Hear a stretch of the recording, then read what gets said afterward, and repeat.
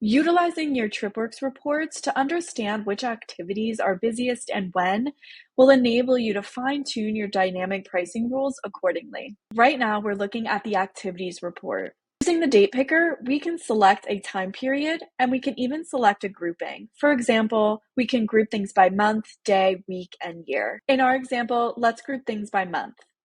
We can see a great visual here letting us know which activities are being booked the most. The fun machine in this case is a pretty popular one. As we scroll to the bottom, we can see a breakdown of our net sales and then each activity on the left. If we expand the data underneath each, here we'll see a breakdown of the monthly sales for this activity. Looking over on the right, we can see that May and June were really successful months in terms of revenue. In this case, we may consider setting up pricing rules to raise our prices a little bit during these months. Additionally, we may lower our prices during the slower months in hopes to sell more tickets. You can click through each different activity in your report to get some insights on your busy months versus your slow months.